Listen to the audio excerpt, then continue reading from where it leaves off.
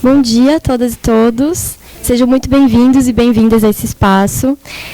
Queria agradecer todo mundo que está aqui presente, o pessoal que está acompanhando a transmissão online também. Bom, eu vou falar brevemente de como foi organizar esse evento. A Secretaria de Inovação e Tecnologia de São Paulo foi convidada pela Coordenação de Políticas para Mulheres da Secretaria Municipal de Direitos Humanos a integrar o calendário municipal de 16 dias de ativismo pelo fim da violência contra a mulher, que começou no dia 25 de novembro, que é o Dia Internacional da Não Violência contra a Mulher, e vai até o dia 10 de dezembro, Dia Internacional dos Direitos Humanos. E, a partir desse momento, as mulheres da Secretaria de Inovação se mobilizaram para construir juntas esse evento. Então, muitíssimo obrigada a todas que colaboraram para que isso fosse possível hoje. Desculpa. E eu queria agradecer especialmente à secretária adjunta de Inovação e Tecnologia, Mariana Sampaio, que não só incentivou, como desde o início contribuiu com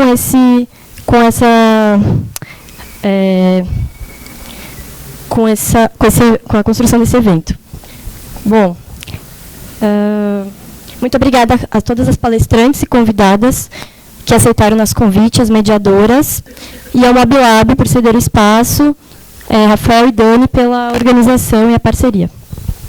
Bom, então, para abrir o evento, eu vou chamar a coordenadora de políticas para mulheres da cidade de São Paulo, Gislaine Caresia. Obrigada.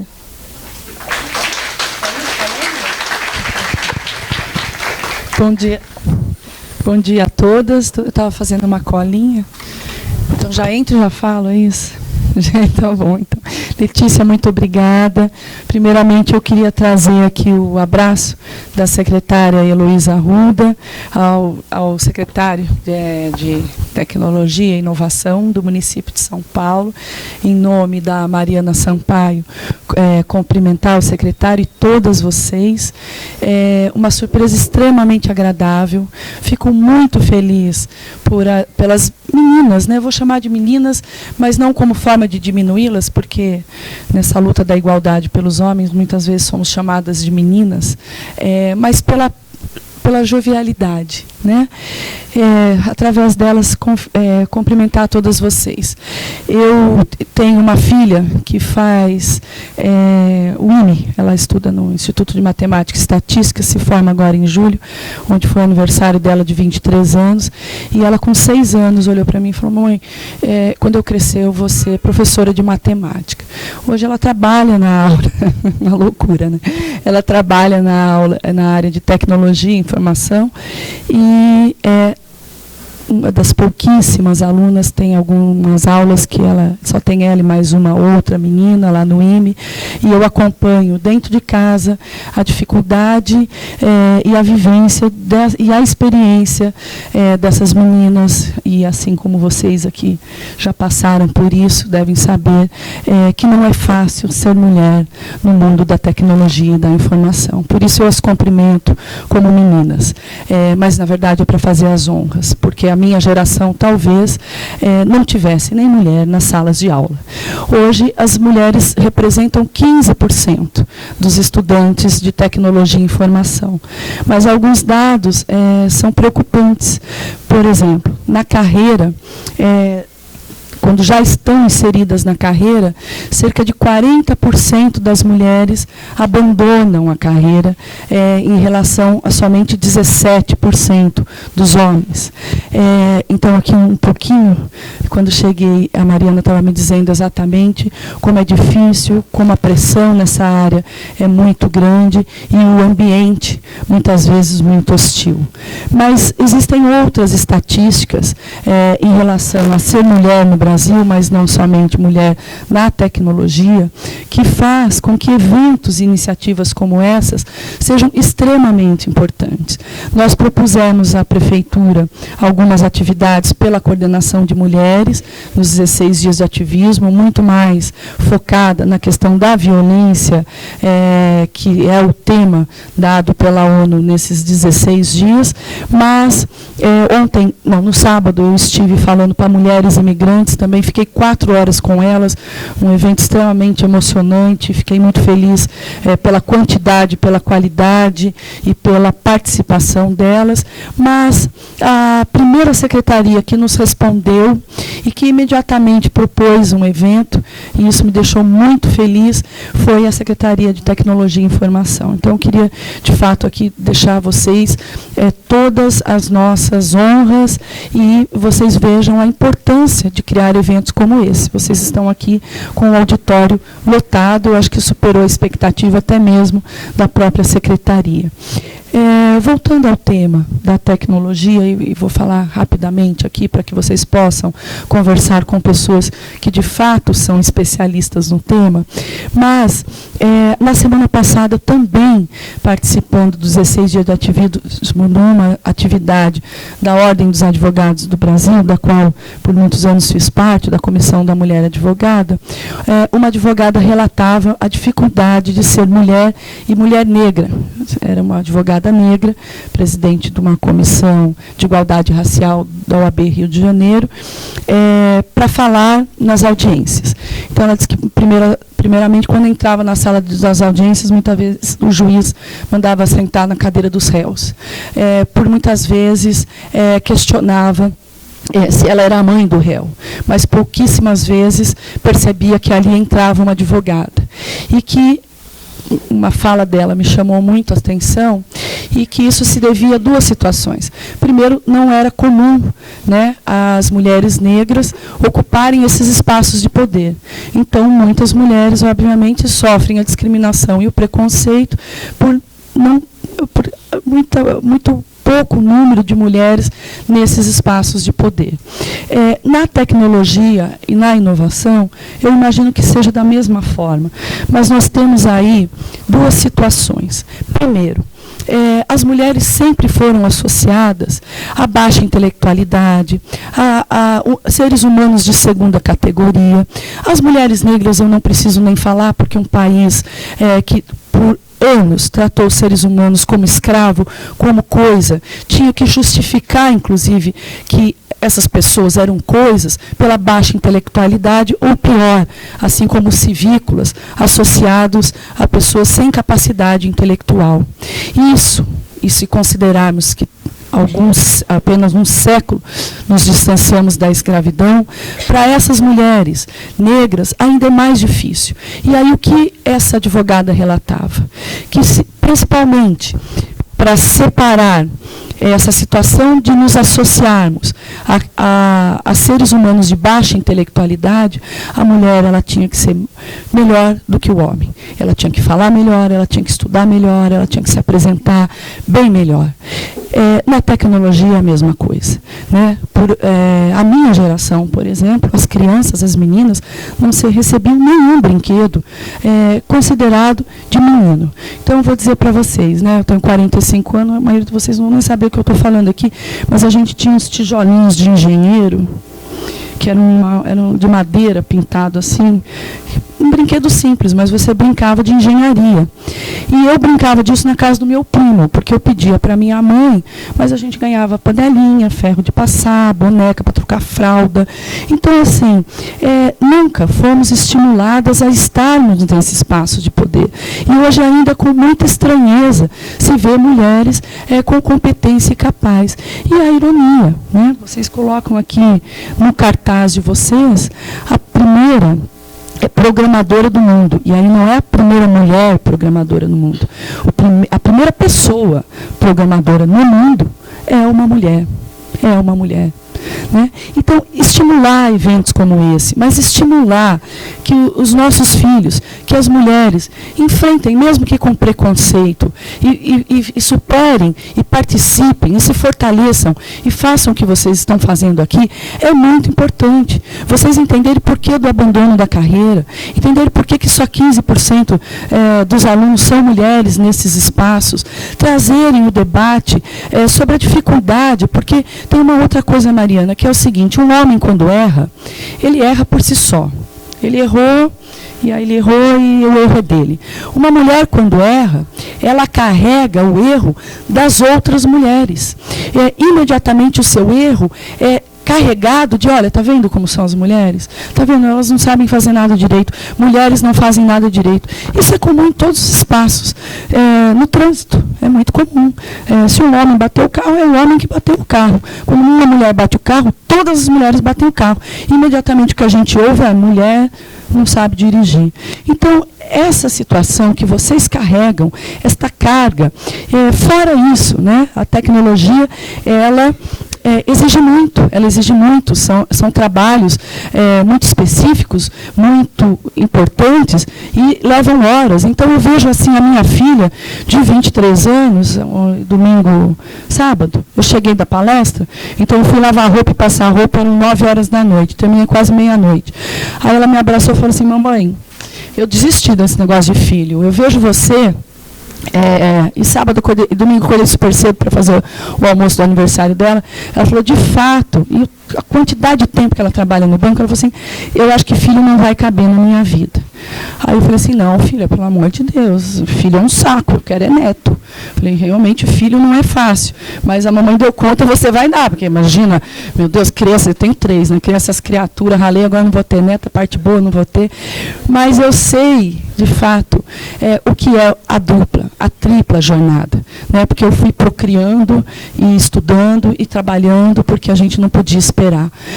E isso também é muito difícil para as mulheres, porque a gente sabe que mulher tem prazo de validade, não é assim? Então, como assim você vai ser mãe com 40 anos? Como assim você vai pôr a carreira na frente da maternidade? Então, também é nos impostas, muitas vezes, o que eu fiz com a minha filha ontem, a cobrança da maternidade, e conciliar com uma carreira como a de vocês, muitas vezes faz com que elas abram mão da carreira em função da maternidade, ou fiquem se cobrando por escolherem a carreira. Então, assim, é muito difícil. Não é simples, não é fácil.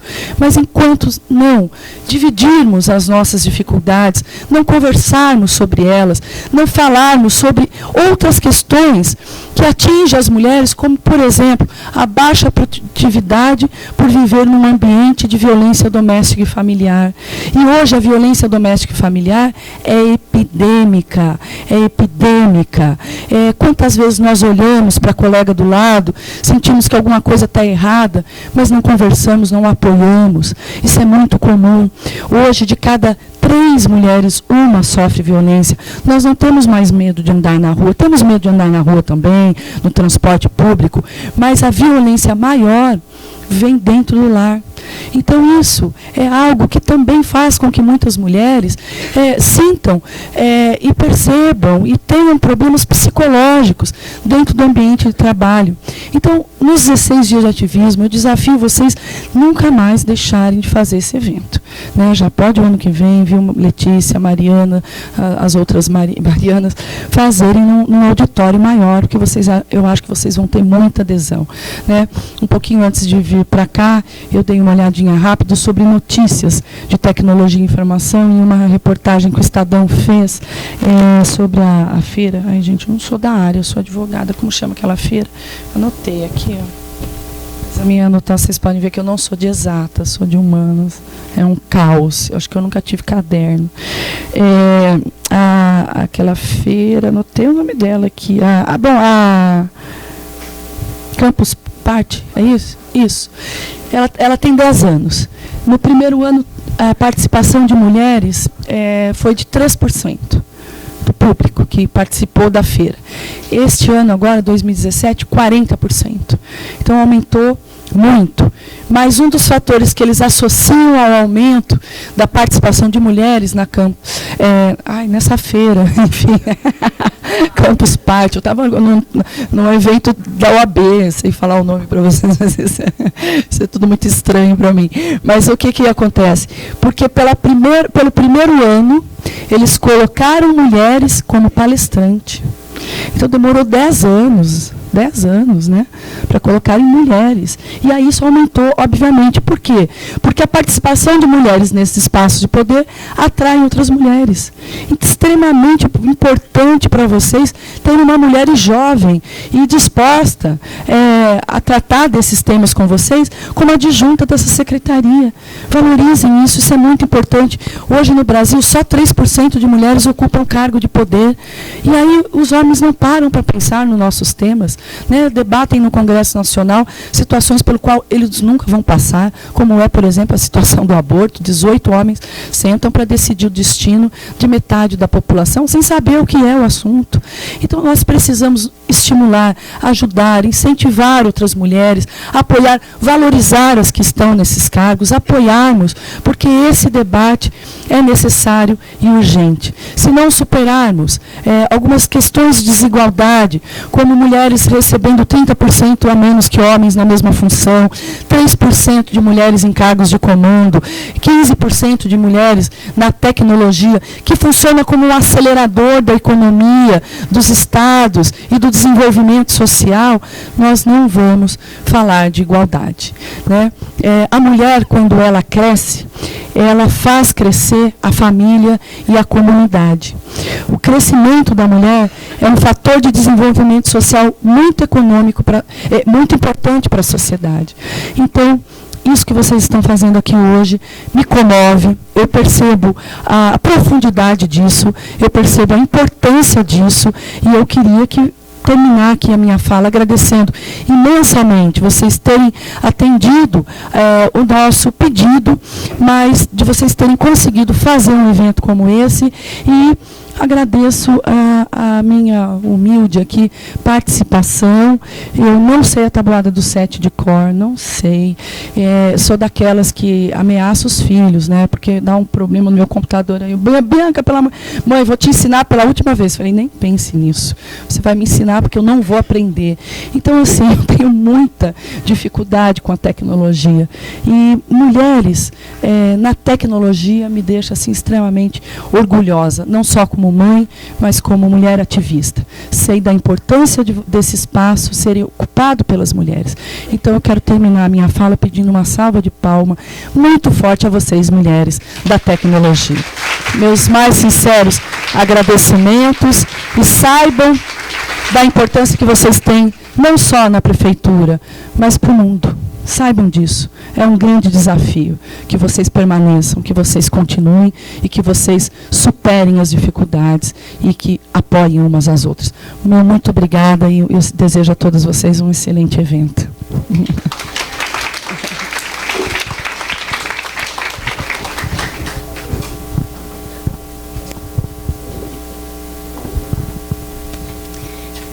Bom, a gente vai passar um vídeo rápido de 1 minuto e meio para introduzir o tema do painel 1, que é Mulheres no Mercado da Tecnologia e da Inovação.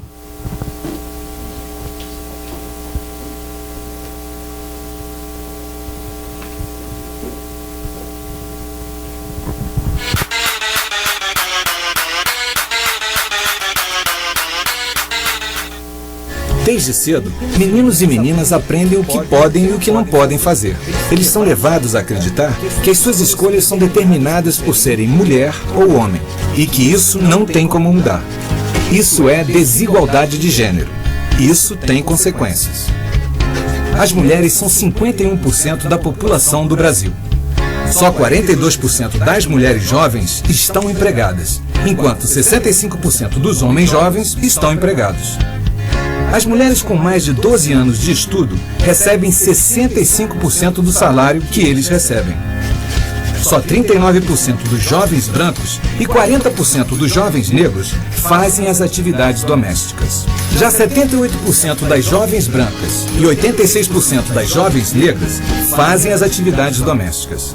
Como você pode imaginar, metade da população brasileira são mulheres. E essa população está cada vez mais qualificada no mercado de trabalho. Quase 50% da força econômica ativa no Brasil são mulheres. 58% dos universitários são mulheres. Mas quando a gente olha para o mercado de trabalho, a gente vê que as posições de tomada de decisão quase não tem mulheres. Hoje, apenas 11% dos CEOs das grandes empresas brasileiras são mulheres, de acordo com uma pesquisa recente de uma empresa chamada Grant Thornton.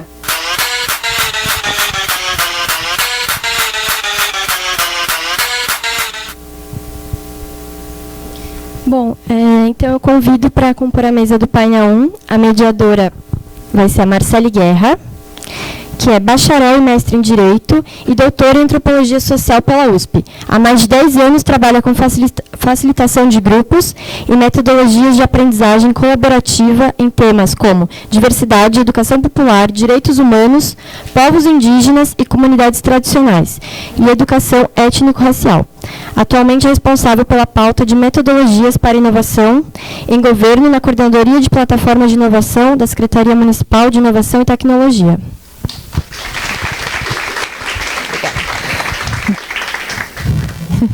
Obrigada, Letícia. Bom dia, gente. Eu queria agradecer muito a oportunidade. Para mim é um privilégio, uma honra mediar um evento como esse, uma mesa como vocês vão perceber, que está pela frente. Agradecer muito a Mariana, nossa secretária adjunta, por esse espaço. A gente percebe como é importante mesmo ter um apoio para que um evento como esse se realize. Eu queria chamar minhas convidadas, por favor, Karine, Luciana, Mariana. E já chamando desse jeito, vocês já vão entender por quê. Né? Por favor, uma salva de palmas para recebê-las.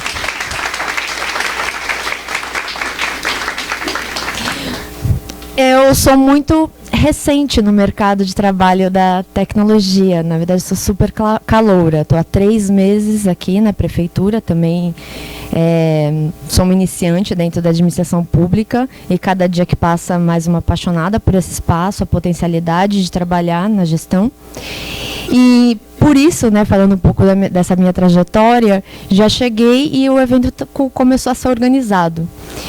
E para mim, a organização desse evento ele já é muito significativa com relação a esse espaço de importância do feminino, das mulheres. Porque como se deu?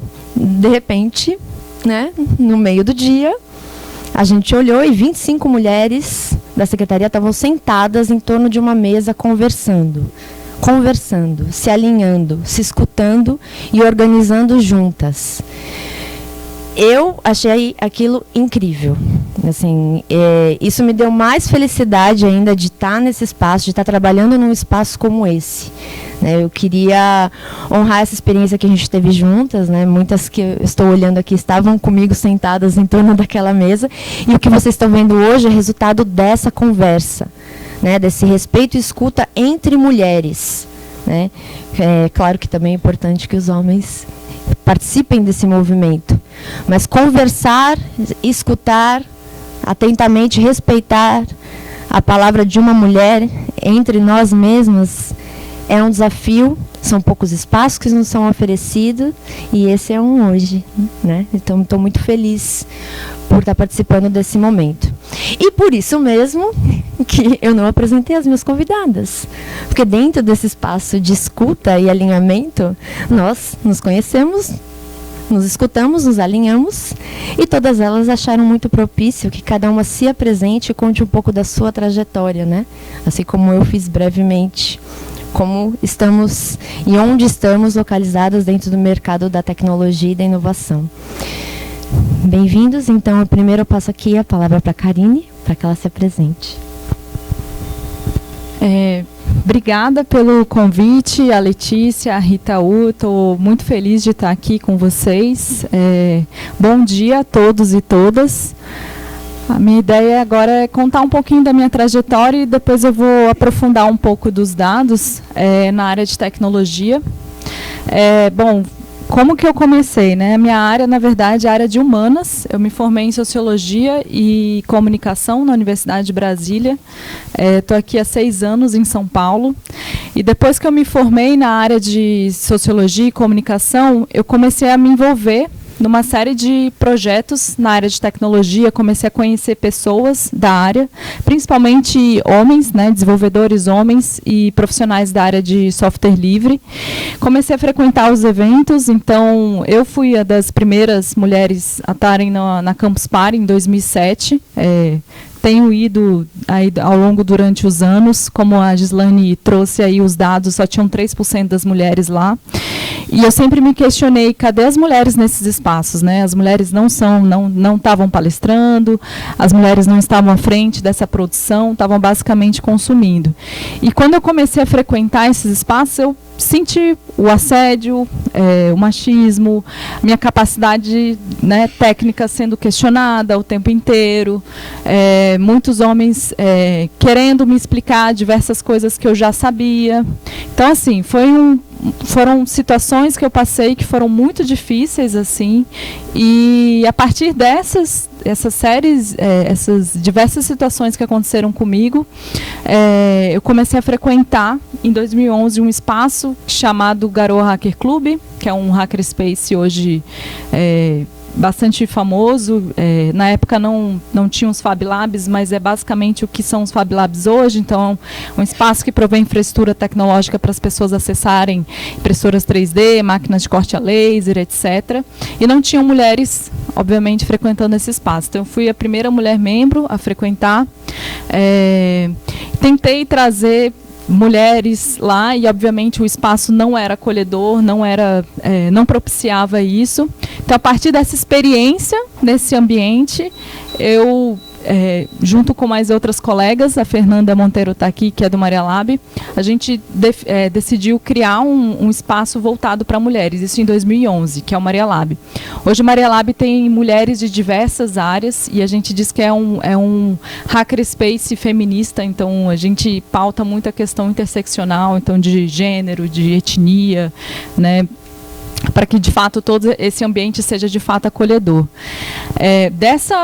Isso foi em 2011, né? Hoje o Maria Lab continua, tem diversos projetos para de fato trazer esse ambiente mais acolhedor para as mulheres na área de tecnologia. Isso em 2016. Já nesse universo, eu sempre atuei como voluntária, como uma mulher interessada em, de fato, trazer mais mulheres, né, para a área.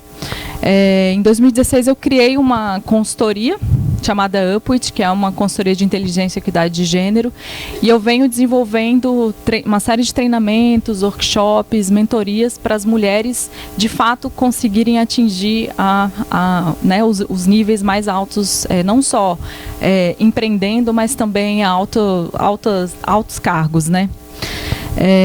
Esse é um pouquinho da minha trajetória. Eu vou contar um pouco, trazer alguns dados para aprofundar a área de tecnologia aqui. E aí depois a gente vai, né, a Mari vai se apresentar, e aí depois a gente fecha o painel contando um pouco mais desses detalhes. Não sei se todo mundo conhece esse gráfico, mas quando a gente fala de mulheres na área de tecnologia, esse é um gráfico clássico para explicar como que está a situação hoje. É um gráfico da National Science Foundation.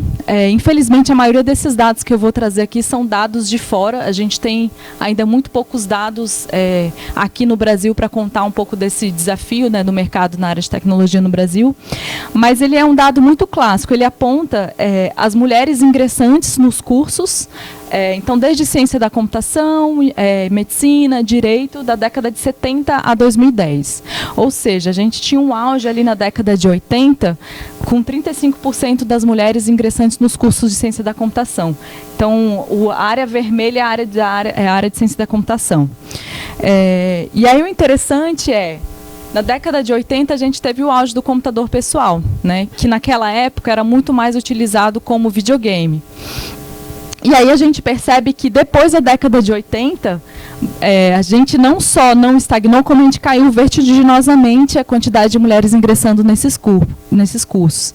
E por que isso aconteceu, né? Se a gente está em plena era tecnológica, a gente está falando de internet das coisas, carros autodirigíveis, machine learning, etc.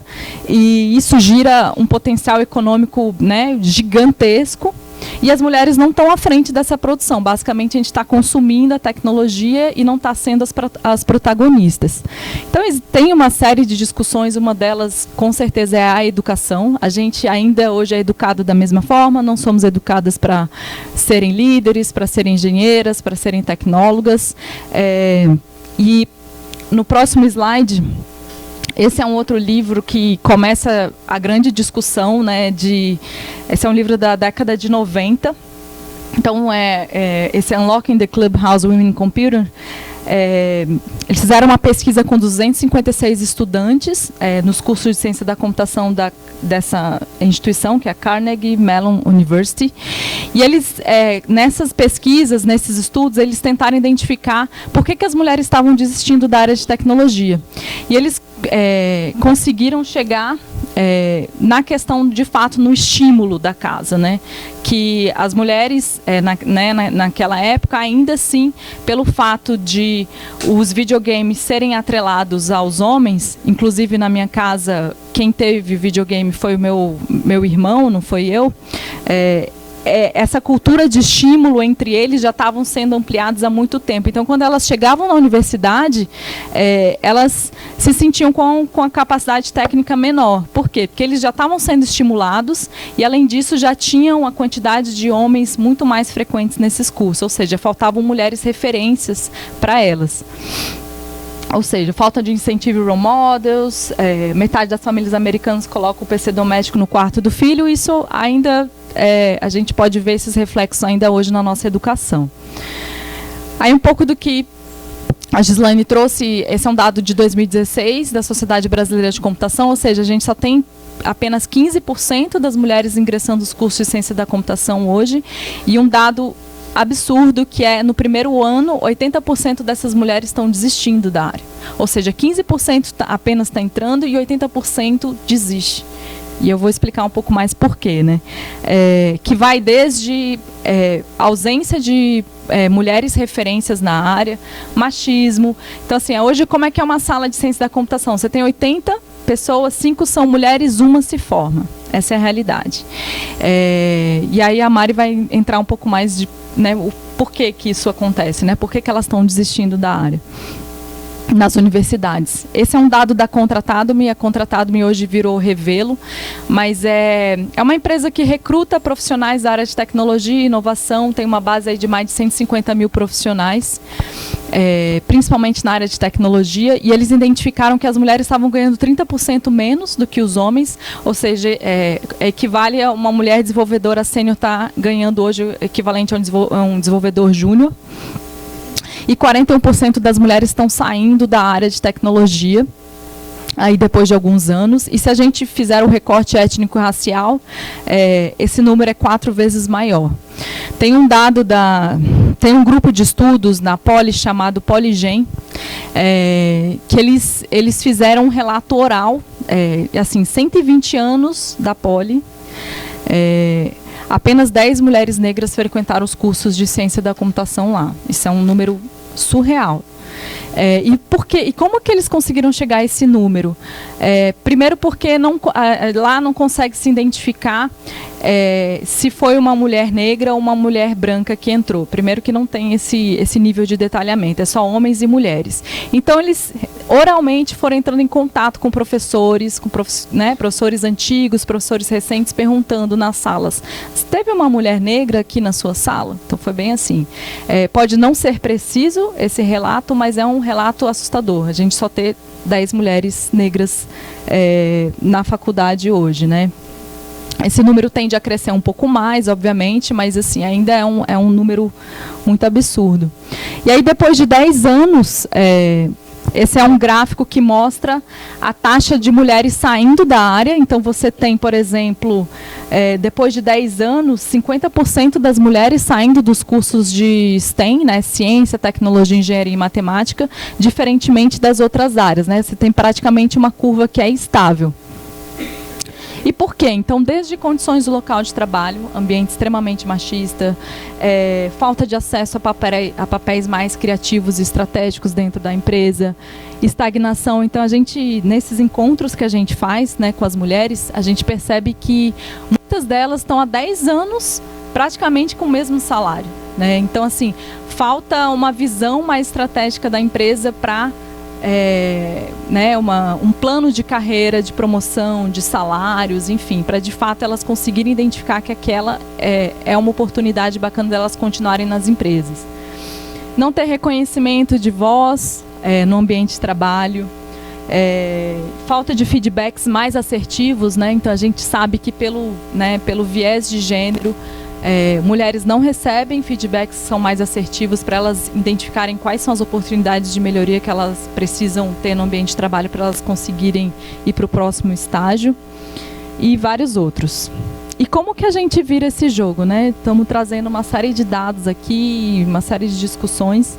Acho que se a gente está falando de empresa, a primeira coisa é a alta gerência estar sensibilizada para essas questões e comprarem a briga. Uma vez que a alta gerência, os altos executivos de fato compram essa briga, a gente consegue pensar em ações e estratégias mais efetivas dentro das empresas para mudar isso.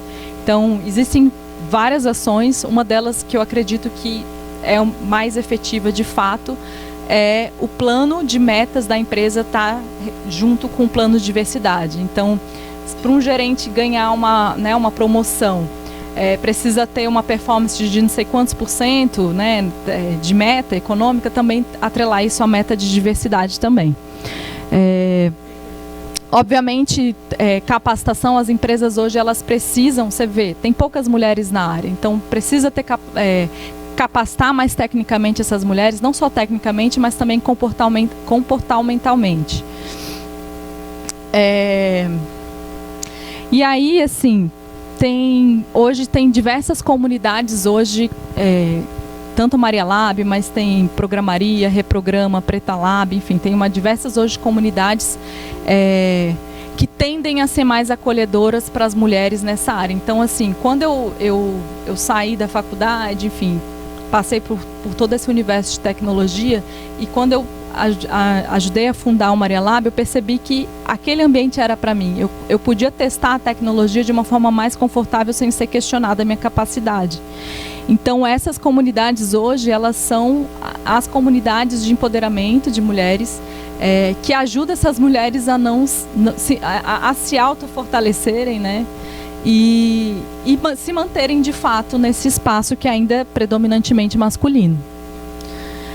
E aí eu queria finalizar a minha parte falando que, se não é por justiça social, que seja por justiça por questões econômicas. A gente está falando de poder econômico. Então, assim, a McKinsey ela faz diversos estudos na área de gênero, e eles fizeram um estudo que, se em 10 anos a gente tivesse equidade de gênero no mundo, o PIB global aumentaria em 28 trilhões. A gente está falando de dinheiro no bolso das empresas, entendeu?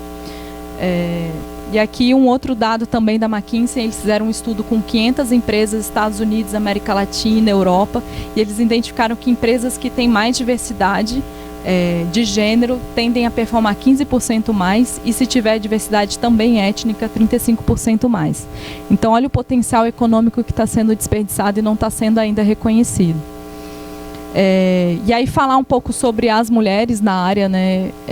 Hoje a gente está numa fase, a gente tem as empresas têm as metas globais, e aqui se refletem, aqui no Brasil, muito como a gente precisa contratar 200 mulheres na área de tecnologia. A gente cansa de ouvir as empresas entrando em contato com a gente.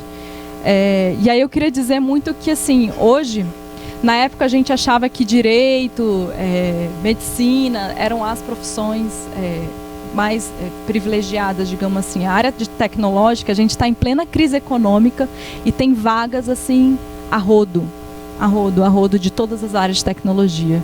Então, assim, e ganhando bem. Um profissional hoje, se você for um engenheiro hoje do Google, engenheiro iniciante de carreira, em dólar, mas assim, ele está ganhando R$250 mil por ano. Ou seja, é grana. A gente está falando de um mercado que é altamente rentável, altamente econômico, e essa fica aí a minha sugestão, né, para as mulheres. Entrem nas comunidades, se empoderem, se fortaleçam, porque é uma área que é rentável economicamente. Eu sei que não vai ser fácil, mas assim, busque esse apoio, busque ajuda, assim. A gente sempre fala assim, como que eu faço? Começa buscando ajuda. Assim, acho que é o primeiro passo. Assim, gente, eu não estou conseguindo, eu quero sair da área, como que eu faço? Conversa com pessoas, tentem buscar mentoras para, de fato, vocês não saírem dessa área. Esses são meus dados, e aí depois acho que a gente vai aprofundar um pouco mais esse debate.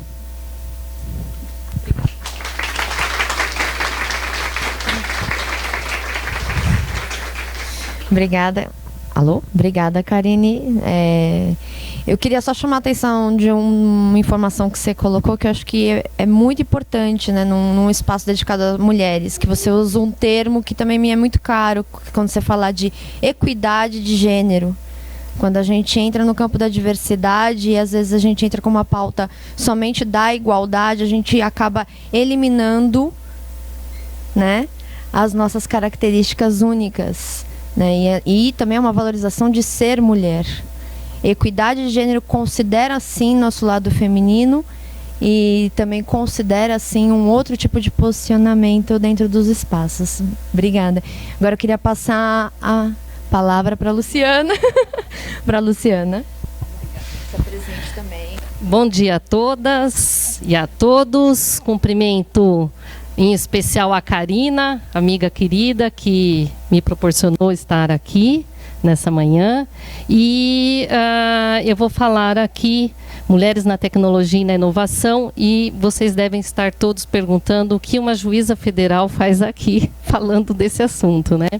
Eu entrei na magistratura em 1999, né? E eu já tinha um histórico familiar, meu pai era... Quer que eu venha mais para cá? Pode deixar. Eu já tinha um histórico familiar, meu pai juiz estadual, minha mãe advogada, e ela já estava há 10 anos estudando para passar na magistratura, quando o presidente da comissão a chamou e falou para ela parar de prestar, porque duas autoridades não podiam ficar embaixo do mesmo teto, que isso era inconciliável, então que ela escolhesse outro rumo para a carreira dela. Então eu já tinha isso dentro de mim, mas eu segui o meu caminho, passei na magistratura e entrei dentro desse ambiente, que é um ambiente burocrático, tradicional, e vou mostrar os números, com um número grande de homens, majoritariamente. E eu, desde o começo da magistratura, eu me envolvi com os projetos de gestão e tive várias iniciativas de gestão. Fui trabalhar no Juizado Especial Federal de São Paulo, que em 10 anos chegou a 2 milhões de processos eletrônicos. E em 2010 eu assumi a presidência lá do juizado e me envolvi amplamente com a questão da gestão e da tecnologia, para dar cabo das demandas diárias que se faziam lá no juizado, inclusive para aperfeiçoamento desse sistema eletrônico e para a gente dar conta do número de processos. Diante desse meu perfil de gestão, eu tinha um mestrado em Direito e eu vi que eu precisava me capacitar um pouco mais, me aprofundar na gestão pública. Foi quando eu fui fazer, então, um mestrado profissional em Gestão e Políticas Públicas, me aprofundei no assunto e me apaixonei por inovação. Meu professor está aqui presente, o Álvaro Gregório, que é meu mestre e grande apoiador e participa de todas as nossas iniciativas de inovação. E, recentemente, começo do ano passado, eu fui convidada para compor a atual administração da Justiça Federal de São Paulo, junto com um colega, o Paulo César Neves, que também tem uma vocação para a gestão, e juntos nós desenvolvemos um programa de gestão e inovação que culminou com a inauguração de um laboratório de inovação. Então eu vou contar um pouquinho de como é esse ambiente dentro do judiciário e, na sequência, eu vou estar contando um pouco desse projeto nosso de inovação. Eu apresento aqui números que foram levantados por uma comissão para empoderamento das mulheres dentro do judiciário, que é uma comissão da AJUF, que é uma associação de juízes federais do Brasil. Eu já fui diretora da AJUF, contribuo com esse trabalho também, e nós percebemos que na banca de concurso para juiz federal, nós temos um número extremamente reduzido de mulheres compondo a banca, né? Então, nós vemos aqui, por exemplo, na primeira região, 7,5%, na quarta, 3,5%, na quinta, 4,65%. Na minha região, nós percebemos uma composição mais forte de mulheres, uma participação maior. Então, nós temos aqui 25% de mulheres participando da banca. Por que eu trago esse número? Porque já na porta de entrada nós verificamos um preconceito muito grande em relação à mulher. Nós temos aqui diversas histórias de todo o meu histórico em que eu prestei concurso, com cenas que demonstram esse preconceito para com a mulher, inclusive em provas objetivas, como a exigência de uso de saia. Vi uma colega tendo que tirar a saia e colocar um alfinete porque ela não podia usar calça, ela tinha que estar de saia. Enfim, são diversos relatos que demonstram a dificuldade da mulher, sobretudo depois na fase do oral, que nós temos as entrevistas em que são feitos questionamentos acerca de como a mulher solteira vai se comportar caso alguém dê em cima dela. Enfim, questionamentos que não condizem com a capacitação necessária para o exercício da função de mulher. Nós vamos ver aqui, então, um baixo índice de mulheres compondo a Justiça Federal, né? 26%, isso na base. A Justiça do Trabalho é a justiça mais igualitária, né? Praticamente 50%. Mas na Justiça Federal, esses números são assustadores. E conforme nós vamos ascendendo na carreira, então, nos tribunais, nós verificamos que a participação da mulher é menor ainda. Nós temos um tribunal na 5ª região, que pega lá todo o Nordeste, que não tem mulher compondo o tribunal. Nós temos na 4ª região 6 mulheres de 27. Na primeira região, que é Brasília, Amazonas, apenas 5. Né?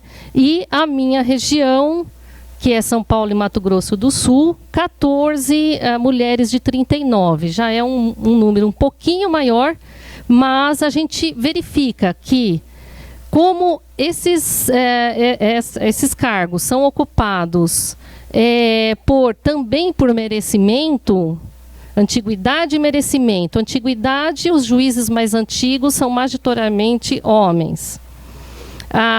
Nas indicações por merecimento, a subjetividade faz com que as mulheres sejam preteridas na escolha. Também os cargos que são destinados para a Ordem dos Advogados e para o Ministério Público também se inscrevem mais homens e são escolhidos mais homens. E isso se reflete também na alta cúpula do Poder Judiciário. No Superior Tribunal de Justiça, nós temos apenas 6 ministras de 33 ministros. No STF é uma coisa impressionante, nós temos o mesmo percentual de 18%, mas com uma composição de uma mulher apenas em 2000, é muito recente, que foi a ministra Ellen Grace, e depois entrou a ministra Carmen Lúcia em 2006 e mais recentemente a ministra Rosa Weber em 2011. Então, é um território predominantemente masculino. Então, eu queria mostrar essa dificuldade, porque vejam que os tribunais superiores da alta corte, eles são compostos por indicações, né? E aí, então, essa subjetividade faz com que nós não tenhamos uma participação maior das mulheres. Só que não é só na porta de entrada que nós verificamos essa exclusão das mulheres na participação da alta cúpula do judiciário e nos cargos de juízes do judiciário. Nós também, no dia a dia, nós temos uma dificuldade enorme com outros aspectos, por exemplo, como interrupting, homens que interrompem. Então, as nossas reuniões, nós precisamos e participamos de várias reuniões compostas majoritariamente por homens, né? Quando não, você é a única mulher, e aí você precisa ser efetivamente mais dura, mais impositiva para conseguir falar as suas ideias. E outras situações que é da apropriação pelo homem das ideias da mulher. Então, a hora que você fala, ninguém presta atenção, mas a hora que um homem repete a ideia que você acabou de dar, então aí é uma grande ideia. E aí o meu marido, semana passada, foi assistir uma palestra, ele é do mercado financeiro, achei muito bacana, estava tendo uma palestra sobre a questão das mulheres no mercado de trabalho, e aí ele chegou em casa e falou: poxa, Luciana, você sempre me falou que roubava tuas ideias, né? E eu achava que era meio estranho, tal, mas realmente acontece, né? E é mesmo, né? E outras situações de violência emocional e tal. E foi muito emblemático, muito significativa a fala da ministra Carmen Lúcia, quando a ministra Sotomayor, da Suprema Corte Americana, eles desenvolveram um trabalho verificando a composição das cortes superiores, e lá também a composição nos Estados Unidos é um percentual baixo, e ela falou: poxa vida, aqui nos Estados Unidos as mulheres são 18 vezes mais interrompidas que os homens. Ela falou: poxa vida, e nós aqui não nos deixam falar, né? Se vocês quiserem se aprofundar nessa questão, aí saíram reportagens e tal, que foi uma situação muito... foi muito engraçada até, porque o ministro Fux falou: olha, ministra Rosa Weber, a senhora está com a palavra, eu vou conceder a palavra. E a ministra Carmen Lúcia falou: não, a palavra é dela mesmo, é a vez dela, né? Você não está concedendo nada. Então, realmente, é um ambiente complicado. E nesse contexto todo, durante todos esses anos, né, 18 anos na justiça e sempre envolvida em trabalhos de gestão, eu fui, então, junto com o Paulo, que é uma pessoa incrível, que valoriza o trabalho da mulher, da igualdade, em tudo que nós fazemos, nós começamos, então, a desenvolver um programa de gestão e inovação dentro da Justiça Federal de São Paulo, que é uma justiça grande, a maior do país. Tem 53 subseções, nós administramos 53 prédios, né, da Justiça, são mais de 4 mil servidores, então é um orçamento grande de 1,5 bilhão de reais, mais de 2 milhões e 600 mil processos, enfim, 35% da Justiça Federal. E aí, como todos, nós temos lá encontramos diversos problemas na administração, que nos levou, então, a buscarmos soluções. E aí, o que nós fizemos? Um programa de gestão e inovação. Nós desenvolvemos em 3 aspectos, fizemos uma rede de governança de forma a incluir todos os juízes, servidores na gestão. Uma gestão estratégica, porque a gente verifica uma dificuldade enorme hoje de nós conhecermos o nosso trabalho, então nós tivemos que começar pela base, e a gestão da inovação, que é a questão que eu venho aqui, então, desenvolver um pouquinho mais. Então, essa rede de governança, nós procuramos fazer uma rede integrada com toda a administração. Dividimos a seção judiciária em polos de gestão para ter um ambiente participativo, engajado, democrático. E nós, então, fomos desenvolvendo questões, fazendo um planejamento estratégico situacional, fazendo um orçamento, programa participativo e uma gestão por processos de trabalho e riscos. E aí, então, eu entro aqui na inovação, que foi, então, toda a leitura que nós fizemos dentro da gestão estratégica e dentro da rede de governança, nós fizemos uma leitura dentro da cultura da inovação. E aí, por que a inovação? Porque dentro do ambiente de inovação, nós queríamos desenvolver uma nova forma de trabalho, que era uma forma de desenvolvimento de projetos conjuntos, coletivos, cocriados, que nós tivéssemos um ambiente colaborativo, para que nós pudéssemos analisar os nossos problemas complexos dentro de um ambiente horizontal, né? Um ambiente que não tivesse a diferença de desembargador, juiz, servidor, usuário e também de gênero. E aí nós criamos, então, o nosso laboratório de inovação, que é o primeiro do Judiciário aqui no Brasil. E por que nós criamos, então, um laboratório de inovação? Porque esse é o ambiente hierárquico dentro da Justiça. E é muito complicado nós cocriarmos e idealizarmos algo pedindo licença a todo instante para o desembargador, para o ministro, né? Excelência, senhor, doutor e todos os aspectos formais que compõem esse ambiente do judiciário, seria muito difícil nós conseguirmos efetivamente cocriarmos.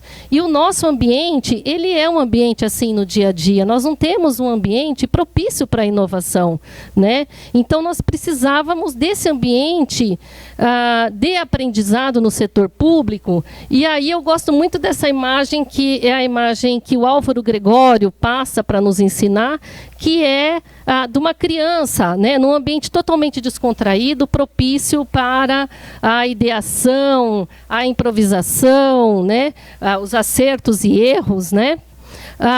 E também nós temos aqui do Álvaro Gregório, especificando mais profundamente como que funcionaria o laboratório. Então, veja, se o nosso dia a dia do judiciário fosse assim, nós não precisaríamos de um laboratório de inovação. Mas hoje nós precisamos. E ele efetivamente... nós inauguramos, a Karina estava presente lá no dia da inauguração, e nós estamos usando profundamente esse espaço para desenvolvimento de projetos. Então, nós encontramos nas imagens servidores, usuários do serviço, desembargadores, juízes, trabalhando em projetos.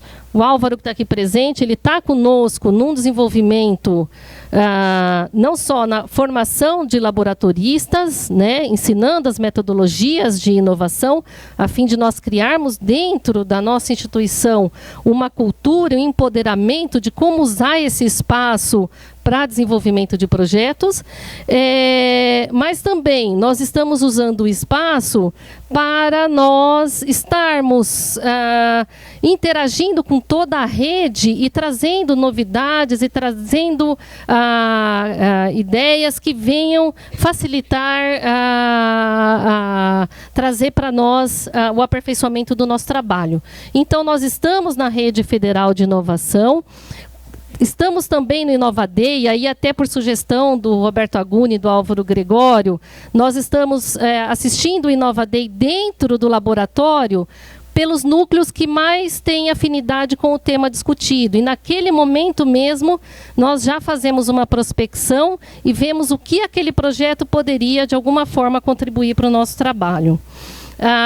E aí nós estamos, a nossa biblioteca também está envolvida, participando em evento, cursos de inovação, e nós estamos aqui na rede mundial de laboratórios de inovação. Lá no Nesta, nós temos lá um mapa, como o primeiro aqui do Judiciário da América do Sul.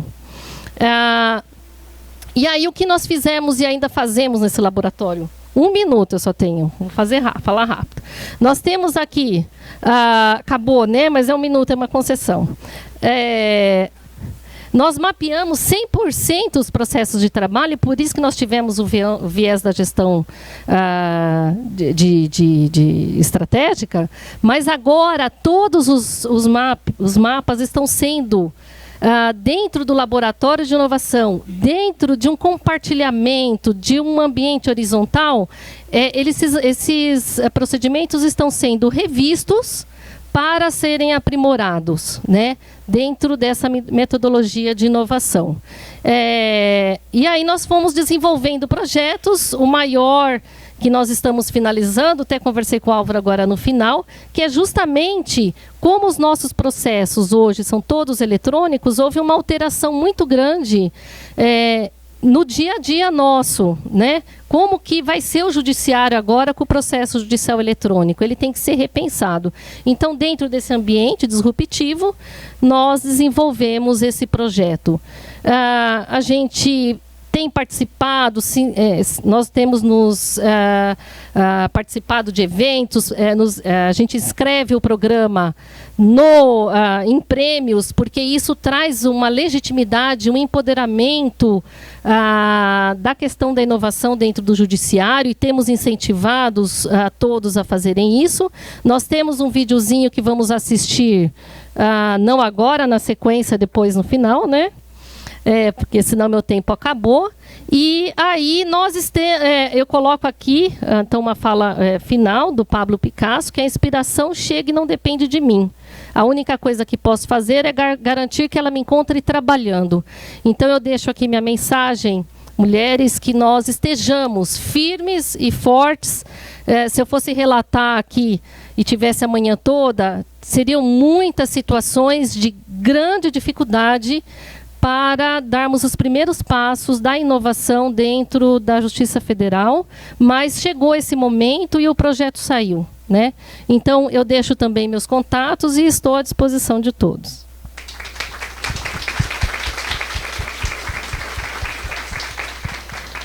Obrigada, Luciana. Só ressaltando que, para mim, foi muito significativo esses dados, primeiro, do judiciário. E como me chama a atenção um local aparentemente super duro, né? Eu acho que também fica a reflexão de como esses lugares tradicionalmente do poder recebem e acolhem as mulheres, né? E como hoje em dia ainda tem essa discrepância, eu sinto que não só numérica, mas aí eu puxo o brilhantismo também da sua experiência como de forma, né? E a capacidade da inovação, e principalmente da cultura de inovação, de trazer um movimento, né, para essa estrutura que aparentemente você fala, nossa, e agora? Como é que a gente mexe nisso aí? Passar a palavra agora para Mariana. Obrigada. Olha, eu tô um pouco nervosa, gente, eu vou falar para vocês. Eu vou me apresentar, mas eu queria dizer, em primeiro lugar, que eu vou olhar um pouquinho a minha cola, porque, assim, é muito emocionante estar num evento como esse, em que tantas áreas diferentes se conectam, tantas histórias diferentes se conectam, e com uma audiência, assim, tão maravilhosa. Então, meu respeito por cada um de vocês, cada uma de vocês que está aqui, por terem tirado a segunda-feira de manhã de vocês para ouvir coisas que eu acho que muitas e muitos de vocês já sabem, alguns talvez não saibam, mas que fique aqui a força dessas conexões, né? Então, sua fala, Marcele, me emocionou muito, porque, bom, meu nome é Mariana, pegando o gancho, Macário. Não vou fugir. Eu sou formada em Direito pela USP. Eu trabalho hoje no Google com diversidade e inclusão. Eu fiz muitas coisas diferentes na minha vida, sempre em torno, de alguma maneira, de um eixo de políticas públicas, direitos humanos. Trabalhei muitos anos aqui, bem nesse prédio aqui da Defensoria Pública, lutando por várias causas, inclusive por mulheres encarceradas. Então, é uma trajetória bem diversa, mas que me ajudou muito a hoje estar fazendo o que eu faço, que é dentro dessa empresa na qual eu trabalho. Eu promovo uma cultura mais inclusiva para grupos subrepresentados. A gente trabalha principalmente com a questão de gênero, segmento LGBT, e com a questão de etnia e raça, que hoje é uma prioridade para a gente. E então, essas são mais ou menos a minha função lá, é cuidar da cultura e da representatividade. Então, para que a gente tenha uma mão de obra cada vez mais diversa, mas também a gente tem um ambiente que, de fato, não só tolera, aceita, mas valoriza e se muda a partir dessas contribuições que cada uma dessas pessoas traz. Porque é muito bonito, né, falar que diversidade, está super legal. Tem uma pessoa que eu conheço, ele se chama Ricardo Salles, é um consultor muito bom nessa área. Ele diz, Diversidade e inclusão está na moda, mas não é um modismo. Significa que ele acredita, eu também, que isso não vai passar. Mas a primeira coisa que eu queria falar é a importância da gente lutar pela cultura dos lugares onde a gente está, porque senão, como a Karine estava dizendo, que legal, as empresas querem todas contratar mulheres agora, né, 200 mulheres, mas que ambiente que essas mulheres vão encontrar? Então, queria começar falando que a primeira mensagem que eu vim então trazer para vocês é sobre o que eu vou tentar comentar um pouquinho, porque foi tão legal tudo que foi dito, dá vontade de só ficar glosando o que vocês falaram. Isso foi importante, então eu vou tentar trazer aqui também minha mensagem, porque eu acho que pode ser interessante vocês saberem também o que o Google faz. Mas a primeira coisa que eu acho que é muito perversa dessas universidades, desses ambientes de tecnologia, para nem regredir na questão da infância, porque isso aí, se eu for falar disso, eu não vou sair. Eu não vou sair, então eu vou me policiar, porque a gente vai assistir o vídeo, né? Eu vim hoje com essa camiseta que a minha filha pediu para eu vir, são então 4 mulheres maravilhosas da tecnologia, uma delas sou eu, e ela está lendo um livro das 50 cientistas que mudaram o mundo, recomendo fortemente, o livro é caro, mas vale a pena, e a minha filha agora sabe quem que é a Ada Lovelace, e ela saiu mais cedo da cama hoje, ela enrolou menos, porque eu falei para ela que eu precisava vir num evento que era sobre a Ada Lovelace e as mulheres da tecnologia, ela achou massa, e pedi para eu vir com essa camiseta. Mas o que é muito cruel da gente ter poucas mulheres, né, ingressando nas faculdades. Eu vou falar das faculdades porque acho que é um momento importante. Aqui não só a gente está perdendo a contribuição de uma parte importante, grande da população, né, que tem as suas questões específicas, vão trazer um olhar que a população masculina não vai ter, é que a gente ainda por cima está criando uma cultura que é muito perversa. Então posso dizer para vocês, assim, quando esses homens chegam lá, e bom, vamos falar de homens, né, que a gente está falando das pessoas de gênero masculino, não são todos, mas eu queria tirar um pouco do indivíduo, né? Quando esses homens que são treinados durante esses anos nessas faculdades a tratar as mulheres de uma certa forma, a aceitarem um tipo de piada, a aceitarem esses estereótipos, vão ficando muito enraizados na gente, de novo, para nem falar o que vem da infância. E aí chega lá no mercado de trabalho, gente, é muito difícil porque você trazer as pessoas para dizer, olha, não é que você é uma pessoa do mal, não é que eu estou apontando o dedo e você está sendo, às vezes as pessoas são deliberadamente sexistas, machistas, racistas. Mas a minha experiência é que a maioria das pessoas não são deliberadamente dessa maneira. E é difícil também, porque você tem que chamar a pessoa para a questão estrutural, para os estereótipos que ela aceitou, ela se acostumou a aceitar. Então, como a Gislaine estava dizendo, quando um juiz, uma mulher negra entra e ele pergunta se ela é mãe do réu, ou pede para ela sentar no banco dos réus, eu fico imaginando assim, se a gente tem noção de como quão enraizado está esse estereótipo na cabeça desses tomadores de decisão. E todos nós somos tomadores de decisão, né? Então, a primeira coisa que eu queria falar é isso, é muito perverso pela cultura que a gente também está deixando viver nas nossas universidades. Então, só tenho respeito pelas mulheres que estão nesses espaços, não é de estranhar mesmo que elas saiam, porque se vocês... Eu não fiz faculdade de tecnologia, quando eu escuto os relatos, eles acabam comigo mesmo, porque as coisas que as mulheres são submetidas todos os dias dentro desses ambientes é inacreditável. O tratamento dos seus colegas, dos seus professores, daquelas pessoas que deveriam estar colocando elas para cima, né? Então, tem essa questão, acho que talvez um pouco oculta. Falar da questão do mercado de trabalho. Sim, é fundamental que a gente tenha, como a Karine falou, apoio da alta gerência, essa cultura que vá acolher, falando hoje da diversidade de gênero, mas também sempre é importante falar da questão interseccional, não somos todas mulheres da mesma maneira. Mas assim, contratar é só o primeiro passo, é difícil achar. Com frequência lá no meu dia a dia, as pessoas estão desesperadas porque assim, a Karine está lá formando um monte de mulheres, trabalhando na liderança das mulheres, mas é isso, que bom que mesmo dentro da crise o setor de tecnologia está contratando muito. E muitas vezes já que as pessoas com experiência, né, aquela coisa que ninguém fez de formar as mulheres, aí todo mundo quer as mulheres prontas. E ainda que queiram estar nesses lugares, porque às vezes eu falo assim, tá bom, você quer contratar uma mulher, tem 0 mulheres na equipe. Eu falo, nossa, vamos acolher essa primeira mulher, porque vai ser difícil, né? E aí eu digo, às vezes, quando tem uma mulher, eu falo, o que essa uma mulher tem para falar? do ambiente que ela está. Vocês estão tentando contratar mais mulheres? Será que a mulher que está na sua equipe recomendaria a sua equipe para outras pessoas? Eu e a Karine, outro dia, a gente estava num evento, né? E para variar, e se a gente ganhasse R$1 cada vez, né? Que as pessoas reclamam que as mulheres não querem falar nos eventos. E aí a gente combinou de falar assim, mas você já pensou quão inclusivo é o seu evento? Por que será que essas mulheres não estão lá? Ah, porque elas cancelam em cima da hora. Ah, então, mas é que assim, o horário do seu evento é bom para elas, o seu histórico, as outras pessoas. Então, assim, tudo bem, às vezes é uma questão, também é a escolha delas. Mas pensa um pouco no que você está oferecendo para as pessoas.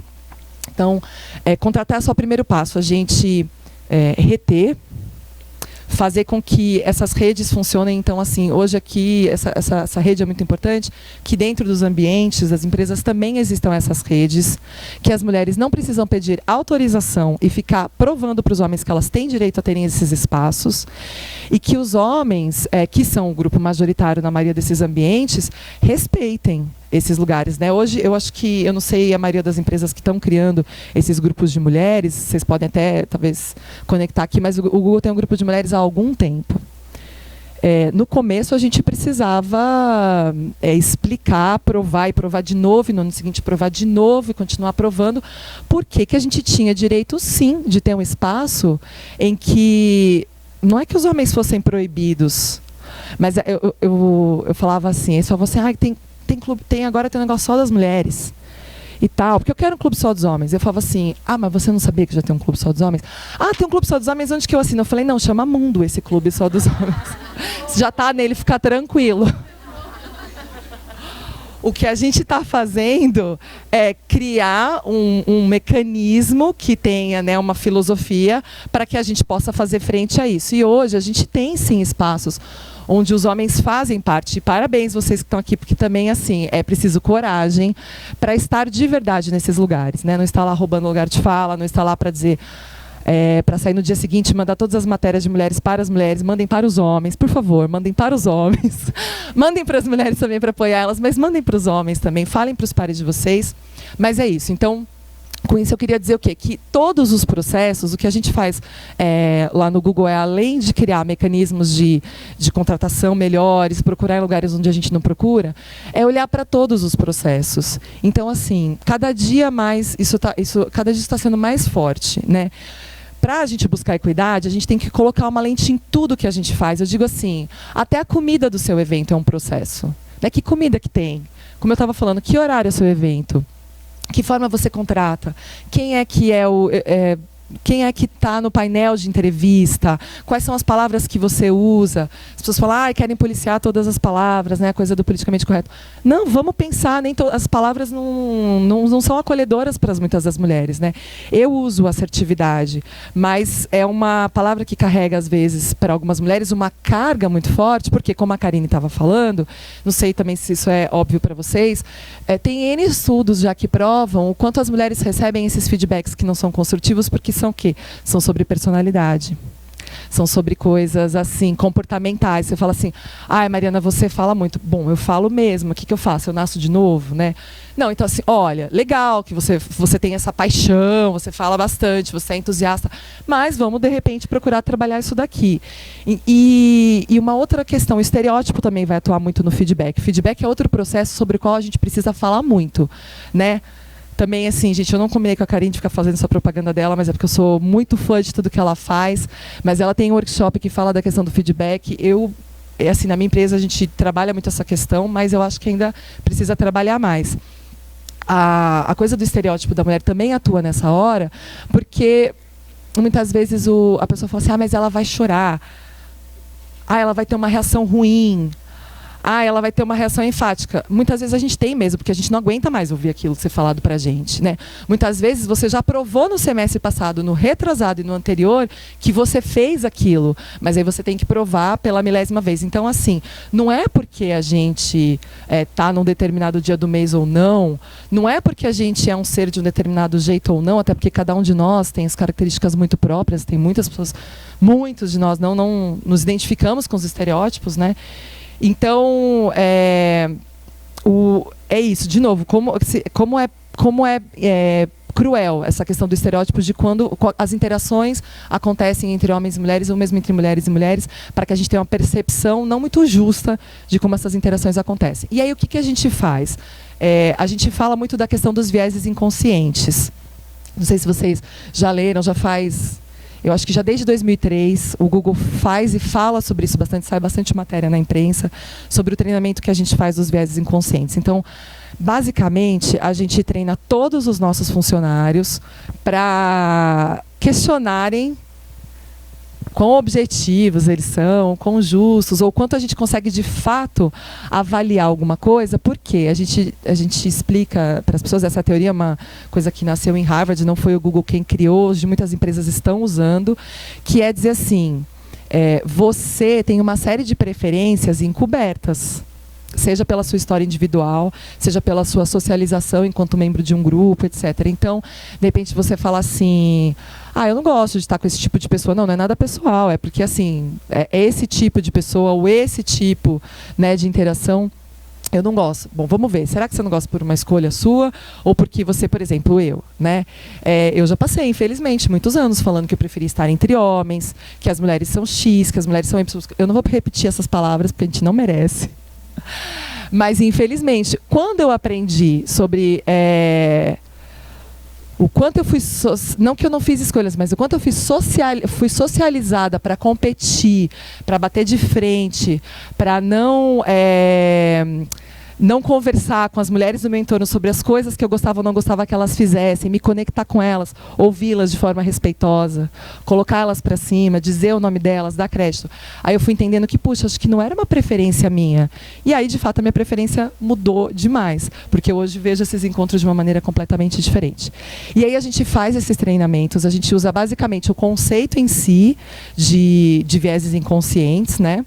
E também faz um teste de associação implícita para mostrar para as pessoas. Eu não sei se vocês já viram esse teste. Se vocês jogarem assim, qualquer buscador, qualquer um.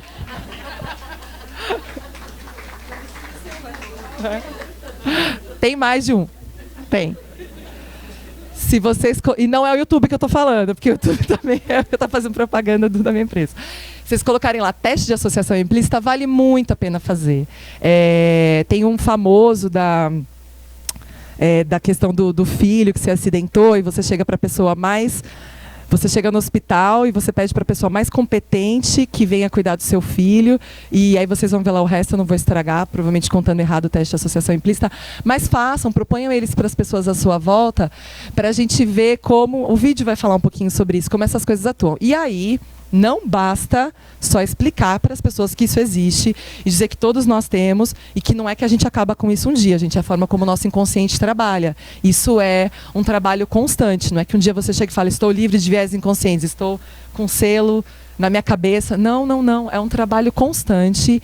Então, para lembrar disso, a gente faz algumas coisas. Primeiro, de novo, volta para todos os processos e aplica essa questão do viés inconsciente. Então, na hora de dar feedback, vai ser temporada de feedback?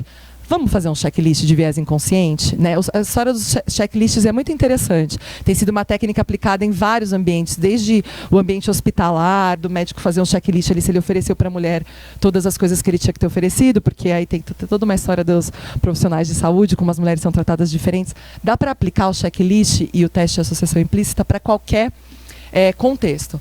Bom, então, é temporada de feedback? Vamos fazer um checklist para lembrar os conceitos. De repente, a pessoa fez o treinamento há muito tempo. É temporada de atribuição de nota de performance? Vamos fazer também. E a gente também conversa com os funcionários depois do teste depois do treinamento teórico sobre um treinamento de prática mesmo. Não tem uma receita de bolo. Não dá para eu dizer para as pessoas como que elas têm que atuar todas as vezes, quando elas veem isso acontecendo, mas a gente gosta de lembrá-las e criar um pouco do músculo, porque a gente não gosta do conflito, né? A gente não gosta de virar para alguém e falar assim, olha, isso que você falou agora, não achei legal. A gente se sente atacado pessoalmente. Então a gente repete muito isso assim, procura o seu estilo, cada um tem um jeito de fazer, mas quando você não atua no momento, aquilo passa e não é a mesma coisa. Depois você chamar a pessoa na sala e falar para ela, né? O efeito, às vezes, no ambiente já aconteceu. E a gente também faz esse treinamento. Depois que a gente faz o treinamento, a gente lembra as pessoas de que a gente precisa nos manter responsáveis. Então, a questão da accountability, da responsabilidade. Que se você me diz que eu fui, né, machista, sexista, a palavra que você quiser usar, eu vou te falar, obrigada. Você está me ajudando a me manter responsável, porque cada um de nós tem uma responsabilidade sobre a nossa cultura. Então, eram essas coisas que eu queria falar para vocês, sobre a importância dessas... A cultura está em tudo, e quando alguém chega na nossa cultura, é importante a gente não esperar que a pessoa se adapte. O Google tem muito orgulho da sua cultura, né? É uma empresa que tem muito orgulho. Que legal, que maravilhoso. Mas cada pessoa que chega, ela vai modificar isso, né? Então tenhamos a coragem, né, de não desistir, questionar as coisas que de repente não foram feitas para a gente chega a um lugar maravilhoso, poxa, mas não é maravilhoso para mim trabalhar aqui. E de novo, parabéns por terem feito esse evento, cada uma de vocês que sentou nessa mesa. Se eu soubesse o nome de cada uma de vocês, eu diria ele agora, porque eu acho que falar os nomes é importante. Que legal ver esses termos como mansplaining, broprating, todas essas coisas se espalhando aí pelo mundo, porque quando a gente dá nome para uma coisa, eu acho que é mais fácil a gente lutar contra ela. E, bom, contem comigo, não sei se vocês vão ter perguntas, mas eu adorei estar aqui hoje.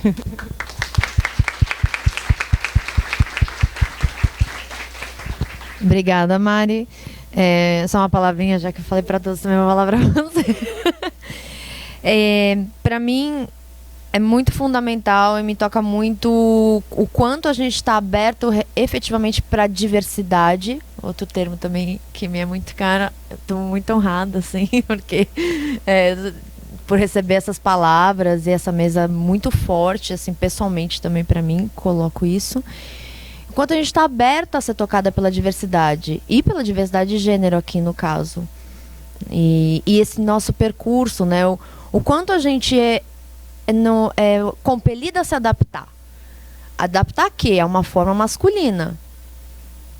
Aí a gente se sai muito bem, eu brinco. A gente que tem às vezes um ímpeto mais guerreiro, competidor. É pra ser homem? Peraí, então calma lá. Então você é o melhor homem. Ah, não, mas eu sou mulher. E é esse desconforto, né? Quando você coloca essa trajetória, poxa, não era minha preferência essa. Eu fui socializada dessa forma. Em que momento a gente tem esse despertar e ver que os próprios espaços também podem ser diferentes, mais acolhedores para essa diversidade de gênero e outras diversidades também, que é muito fundamental. A gente está com um tempo muito estourado, eu gostaria de ficar aqui durante muito tempo, então a gente vai ter que dar uma... Eu vou abrir para uma pergunta, para um encerramento final. Pode ser? Hã? Então a gente vai direto por 2? Uma pergunta e vai direto por 2. Tá bom, ó, pronto, gente. Isso aqui tem que vir aqui na frente que tá gravando. Se apresenta. Tá. É uma apresentação rápida, porque eu também falo demais e não vejo isso como um problema. O meu nome é Silvia Coelho, eu conheço a Karine de alguns curtos e longos carnavais já esse ano. Eu conheço a Fernanda também. Eu sou de Belém do Pará. Toda a minha educação básica, desde de fundamental até mestrado, foi em escola pública. Eu me orgulho muito. Eu sou uma mulher de exatas. E eu sou de exatas porque eu nasci feminista e eu não sabia. E eu ocupei os espaços na briga. Então, eu estou muito feliz de estar aqui. Porque ver mulheres, ouvir mulheres e estar com elas falando das mesmas pautas e não ser silenciada e não ser questionada, eu estou até emocionada. E eu gostaria de perguntar para a Mariana, que trabalha naquela empresa do Buscador, como é que é tratada essa questão da diversidade? Porque eu já fui em algumas entrevistas e eu pergunto, cadê as mulheres desenvolvedoras? E a resposta sempre colocam a culpa no Estado. Porque o Estado não forma, porque as mulheres não chegam. E eu já tinha conversado com a Karine que as empresas precisam fazer um movimento de dentro para fora, de formar essas mulheres, de chamá-las e dizer, a gente sabe que você não tem experiência, mas vou te incluir no grupo porque eu sei de que você é capaz. Eu já fiz perguntas muito parecidas com empresas maiores e a culpa é do Estado. Se a gente for colocar a culpa no Estado, a gente nunca vai sair desse ponto, porque tem tantas outras urgências do Estado. E eu acho que é as grandes do setor que precisam mudar essa cultura de que a mulher tem que chegar formada. A gente já vem trucidada de várias maneiras. Eu conheço mulheres com grande potencial, que eu fiz curso Reprograma, eu fiz oficina na Programaria, eu já fiz oficinas com a Maria Lab. Eu estou armada porque eu já nasci armada. Mas eu conheço muitas que não conseguem mandar o currículo porque elas têm medo de passar por uma entrevista e serem questionadas da capacidade delas, porque as empresas não dão chances para formar as mulheres. Eu acredito que precisa ter uma universidade corporativa dentro das empresas para desenvolver as mulheres para a área de tecnologia. E eu acho que, já que eu estou na presença da famosa buscadora, que eu subi nas escadas do metrô e não precisa dizer em todos os lugares que todo mundo usa o mesmo, sei lá. Como é que é essa questão da diversidade? Porque eu acho, na minha humilde opinião, de 20 anos de acompanhar tudo, de que as empresas precisam mudar essa posição, de que precisa formar a mulher dentro da empresa, porque o Estado não vai resolver esse problema agora, porque existem pautas muito mais urgentes. Obrigada pelo espaço. Marido. Olha, obrigada. Obrigada pela pergunta, obrigada por você compartilhar essa história. Eu vou, então, responder bem rápido. Eu concordo totalmente. Eu acho que o problema está sempre no outro, né? A gente quer ver sempre o problema no outro, não é só no Estado, não. Acho que, de maneira geral, a gente quer sempre encontrar o problema no outro e as empresas esquecem. Esquecem, não é fácil, é cômodo você não falar da responsabilidade que você tem. A gente tem, eu vou responder rápido pelo contexto, mas assim, a gente tem uma iniciativa que se chama Mind the Gap, né? Uma brincadeira com a coisa lá do metrô de Londres, que é assim, esse gap que existe entre o número de meninas que se formam e depois você não encontrar com elas. Então a gente faz, acho que 2 vezes por ano, está fazendo cada vez mais, chamar meninas que estão na época de escolher o curso que elas vão prestar, vão fazer vestibular, e a gente faz um dia inteiro, que a gente chama elas, desmistifica, porque eu acho que não é só a gente fazer a universidade, é os estereótipos que a gente promove, né? Assim, o setor de tecnologia trouxe muitas coisas interessantes para a humanidade, mas ele também promoveu um estereótipo do que é você ser programador, do que você ser uma pessoa na tecnologia. De novo, por isso que para mim é muito significativo estar dizendo que eu também sou. Não fiz ciência da computação, também sou uma mulher na tecnologia. Então, com isso a gente chama as meninas lá, mostra para elas assim o que é uma carreira na tecnologia. Não é só aquele estereótipo do cara nerd, geek. Tem também? Tem também, mas tem muitos outros. E passo uma tarde fazendo oficina de programação. E assim, eu não estou com os números, mas é impressionante como muda. A gente tem acompanhado o número de meninas que diz que agora sim, graças a essa experiência, estariam dispostas a prestar. Mas aí, de novo, vão encontrar esse ambiente na universidade, a gente está se aproximando também.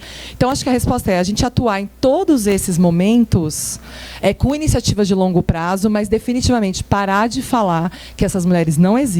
A gente está invisibilizando as que existem. É diferente de dizer que tem poucas. Reconhecer a nossa responsabilidade desde a pessoa que a gente coloca na propaganda da empresa. Reparem na propaganda da empresa. Então, assim, como eu falei, olhar para todos os processos, desde a catraca que tem no prédio, até a pergunta que é feita pelo entrevistador, até o processo de recebimento da mulher, tudo tem que ter uma lente para as especificidades dos grupos que estão excluídos da cultura e das estruturas que a gente mesmo criou. Então, acho assim, você está certíssima. Quem dera as empresas tivessem... A minha, hoje, tem uma pessoa como eu que fala isso dentro da empresa, estou sensibilizando, mas quem dera a gente tivesse percebido isso há mais tempo. Então, assim, tem que correr, porque é para ontem também, né? Fazer essas coisas. Gente, infelizmente, a gente está com uma hora muito adiantada mesmo. Eu vou pedir, assim, um grande perdão para as convidadas, mas também agradecendo muito, só pelo adiantado. Eu acho que elas deixaram contatos, a gente vai ficar mais um pouquinho, vocês ficam mais um pouquinho? Oba! Então, eu queria agradecer muito a todas e passar a palavra para a Letícia para a nossa próxima mesa.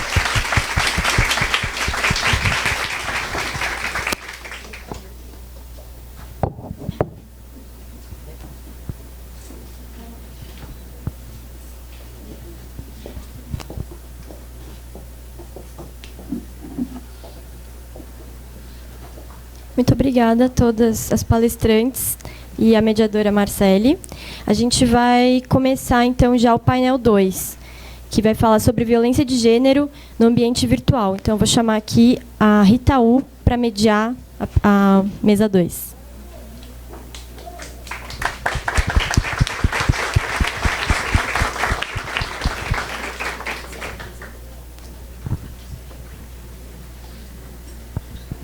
Oi, pessoal, bom dia. Tô aqui tensa também, porque eu sei da importância desse assunto. Então, eu podendo ouvir tantas mulheres incríveis, queria já chamar direto as três. Eu achei legal o formato da Marcele, vou pedir para que elas mesmas se apresentem. Acho que mais do que eu, né, falar alguma coisa sobre elas. Então, queria chamar a Natália Neres.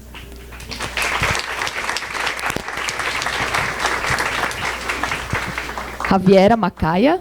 Cadê? Ah, tá aqui. E a Fernanda Monteiro.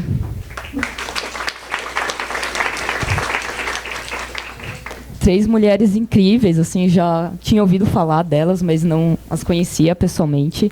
E, bom, só para introduzir um pouco o tema do nosso painel aqui, que é violência de gênero no ambiente virtual. Só para a gente começar, né, a introduzir, acho que o que é importante é que o espaço virtual, ele é virtual, mas as consequências elas são muito reais, né? A gente sente na nossa mente, no nosso corpo. Então, ele não está descolado do ambiente físico. Então, se a mulher ela é vulnerável, né, mais vulnerável no ambiente físico, ela também acaba sendo mais vulnerável no ambiente virtual. E acho que por isso a importância desse painel. Além disso, no ambiente virtual, a gente pode transitar com certo anonimato, né? O que faz com que, muitas vezes, esse ambiente acabe se tornando também mais hostil. E também, né, se a gente for pegar com a disseminação dos dispositivos móveis, no qual as nossas intimidades e também os nossos relacionamentos eles estão cada vez mais mediados por essas tecnologias digitais, a violência nesse ambiente ele acaba também aumentando. E, bom, o alcance também do que é postado, né, com certeza é muito maior do que o alcance que a gente teria no mundo físico, né? Se eu escrevesse um texto, né, se não tivesse a internet, com certeza ele não ia atingir tantas pessoas, né? E essa diferença de escala impacta muito, né? Além disso, quando a gente coloca na rede, aquilo não tem mais dono, né? Seja foto, vídeo, tem toda a replicação. Acho que, apesar de toda essa parte mais negativa, digamos, eu vejo com muito entusiasmo, né, o ambiente virtual como novas ruas, né? E eu acho que, para a gente ter segurança na rua, a gente precisa de muitos olhos, né? E aí, acho que o ambiente virtual ele acaba trazendo um pouco isso, né? Então, vamos ouvi-la. Vou passar, então, o microfone para a Natália. Se apresente. Obrigada. Bom dia a todos e todas. É um prazer estar aqui. Queria agradecer o convite, acho que principalmente cada um, né, que se dispôs essa manhã a estar aqui. E pessoalmente a Mariana Barra, que foi a pessoa que me convidou, e eu não conheço pessoalmente, mas queria agradecê-la. Bom, eu sou Natália, eu sou pesquisadora do Internet Lab, que é um centro de pesquisa em Direito e Tecnologia, independente aqui de São Paulo.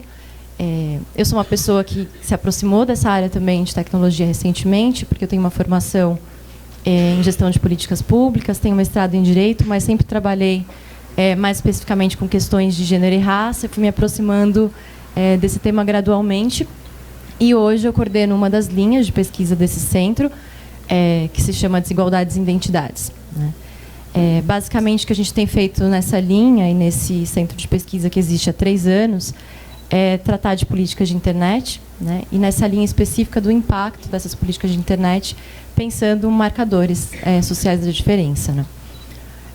Nosso principal tema de investigação ao longo desses 3 anos nessa linha foi a violência de gênero, e especificamente um tipo de violência de gênero, que é o que você tem chamado de pornografia de vingança, né? Revenge porn, que é essa prática, né, de disseminação não consentida de imagens íntimas, muitas vezes após o término de um relacionamento, né? Esse termo é péssimo, né, pornografia de vingança, porque nem é pornografia, nem é vingança, né? Na verdade, a gente está tratando de outras questões. Isso a gente discutiu longamente num estudo de 2 anos, e publicamos um livro sobre isso, que se chama O Corpo é o Código, está disponível para download gratuito, enfim.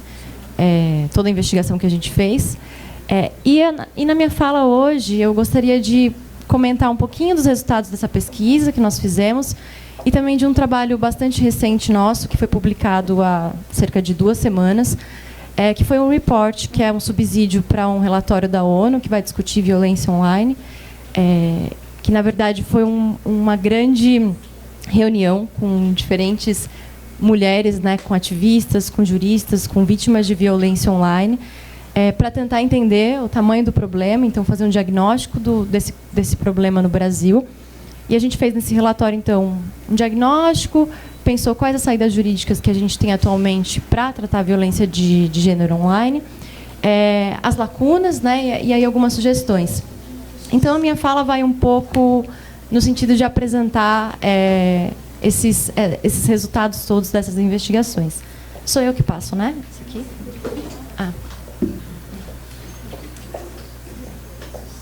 Bom, eu vou seguir esse roteirinho, né? Primeiro eu vou contar um pouco para vocês que, quando a gente elaborou esse relatório, né, como subsídio para essa discussão na ONU, a gente fez 2 reuniões, uma reunião no Rio, uma reunião em São Paulo, com essas atrizes que eu já contei para vocês.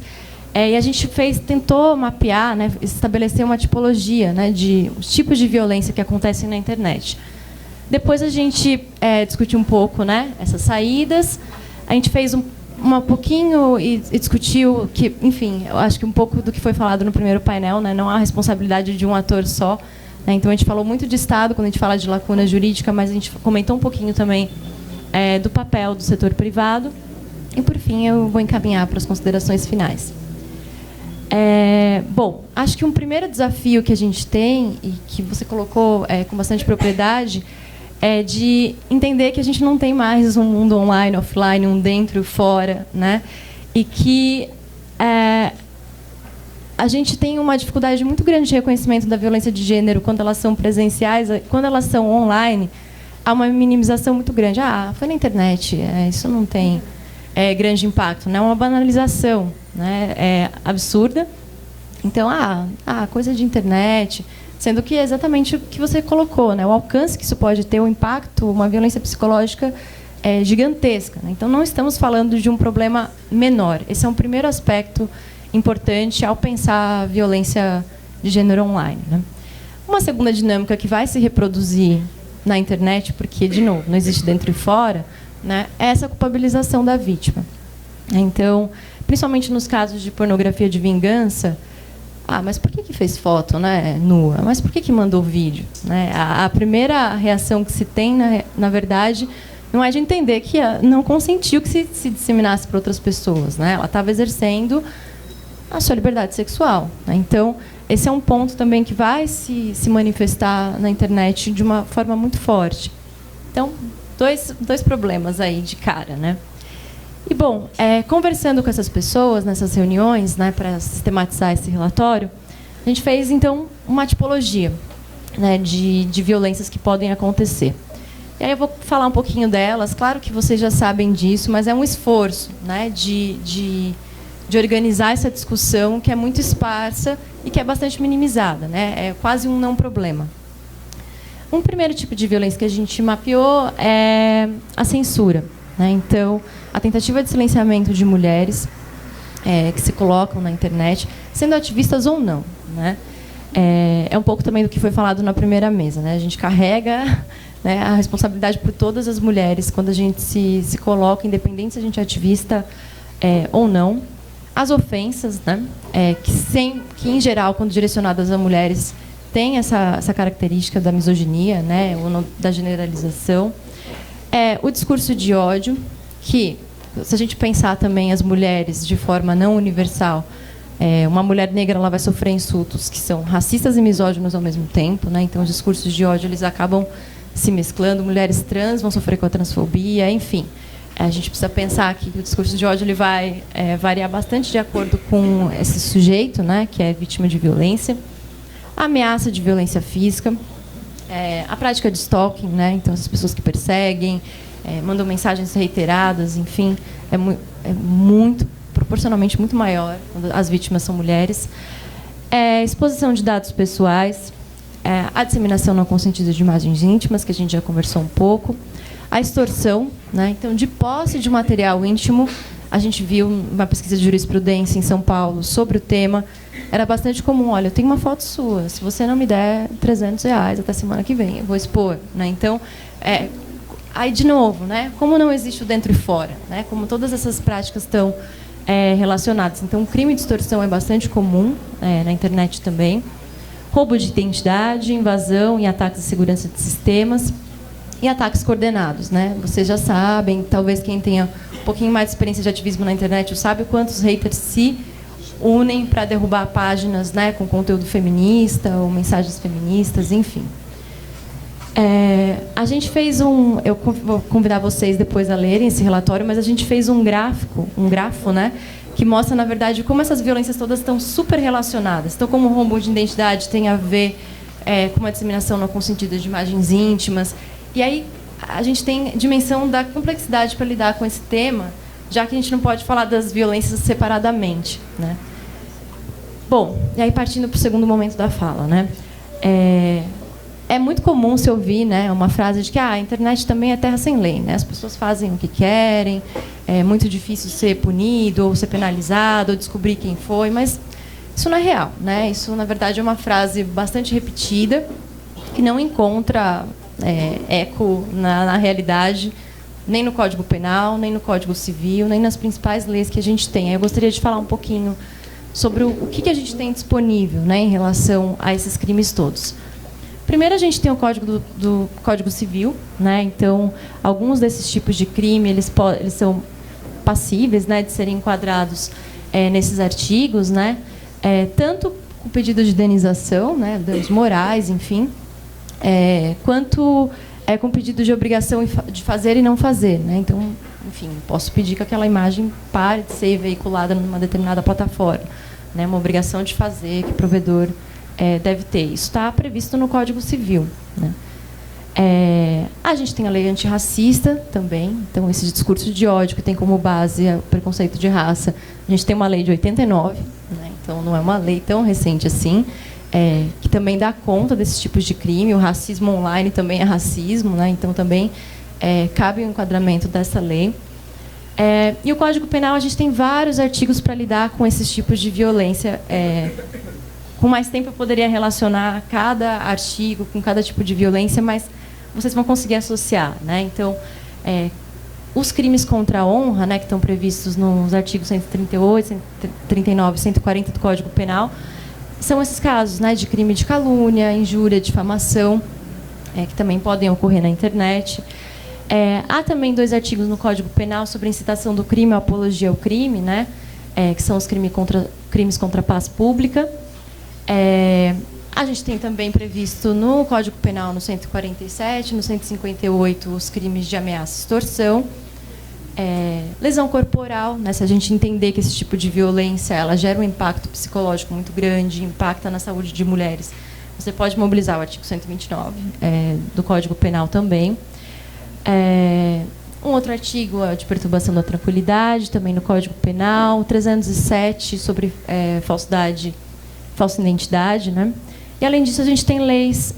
quando esses crimes acontecem com crianças e adolescentes, a gente pode mobilizar o ECA, né, o Estatuto da Criança e do Adolescente, principalmente nos casos de disseminação não consentida de imagens íntimas, ele é entendido ou enquadrado como pornografia infantil, né? E, além disso, a gente tem leis mais recentes, né? Uma lei recente é essa Lei Carolina Dickmann, né, que foi aprovada em 2012, que ela insere, né, um artigo no Código Penal, que é de invasão de dispositivo. E a gente tem recentemente também o Marco Civil da Internet, né, de 2014, que prevê, na verdade, uma série de medidas, não penais, inclusive, né, para lidar com questões de internet. E a gente tem uma exceção importante sobre responsabilidade de intermediários ou responsabilidade das plataformas no Código Civil, que eu não preciso entrar com um processo caso uma imagem íntima minha esteja em uma rede social, por exemplo. Eu posso notificar diretamente o provedor, né, essa exceção que o artigo 21 do Marco Civil dá, e o provedor ele precisa retirar aquela imagem, não precisa de ordem judicial, né? E caso ele não faça, ele é responsável por aquilo, né?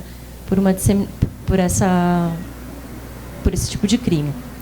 Bom, lei, a gente sabe também que o Brasil é bom, né? De fazer lei. Toda vez que acontece um crime, a resposta quase automática é precisamos criminalizar, né? A gente sabe que a gente tem uma tradição bastante, né, forte no direito, e aí o que a gente precisa discutir com seriedade é a aplicação dessas leis. E a gente tem vários problemas de aplicação dessas leis, né?